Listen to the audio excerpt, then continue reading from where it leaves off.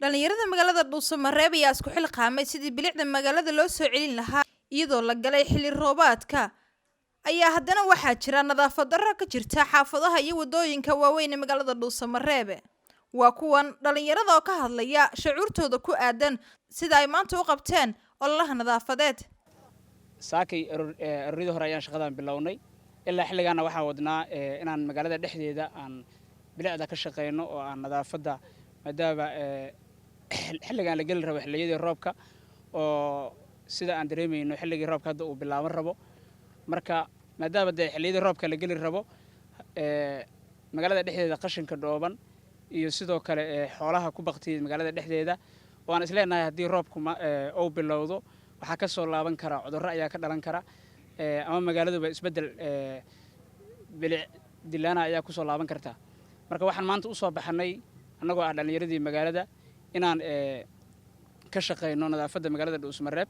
bahda saxaafadda waa mahadsantihiin dhammaan dhalinyarada u soo istaagtay maanta bilic soo celinta magaaladana sidoo kale ayagana waa mahadsan yihiin run ahaantii saaka aroornimadii ayaan howlgal ka samaynay caasimadda dowlad goboleedka galmudug ee Dhuusamareeb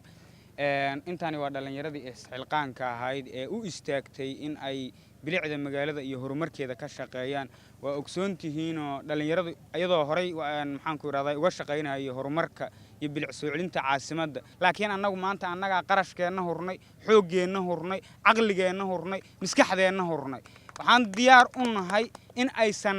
maxaan ku yiraahdaa shaqadan aan wadno aysan naga noqon bari iyo saad dambe iyo wax igu sawira run ahaantii intaas in badan saaka dadku waxay lahaayeen wixii waa igu sawir laakiin xaqiiqda ma ahan ilaa aan helno isbedel dhaba ee deegaankan ka hawlgala ee ka shaqeeya ee dadka u dhimriya ee deegaanka u dhimriya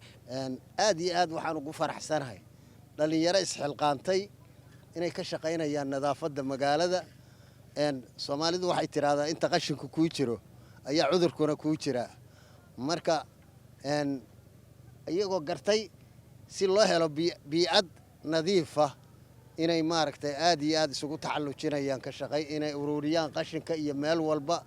iyagoo aan cidna maaragtay waxba uga dalbayn oo iyagu isxilqaamay marka waa ku mahadsantihiin marka waxaan u baahanahay dad si gooni ah isku xilqaama in laga shaqeeyo arrimaha nadaafadda haddii la heli waayana in bulshada reer Dhuusamareeb isku xilqaanto inay ka shaqeeyaan nadaafadda waxaan kaloon u baahanahay adeega bulshada oo dhan oo arrimaha bulshada oo dhan soolarradii cadceedda oo la shiday dhowr sano ka hor ilaa hadda wax maaragtay ayagana dib u habeen u sameeyay u baahan yihiin haddii tahay dhan maamul iyo haddii tahay dhan dhalinyaro iyo haddii tahay dad deegaanba intaba maaragtay in loo istaago soo celinta bilicda deegaanka waa wax waajib naga saaran in qof kaliya lagu eedeeyo inaysan ahayn oo bulshada reer Dhuusamareeb isku eedeyso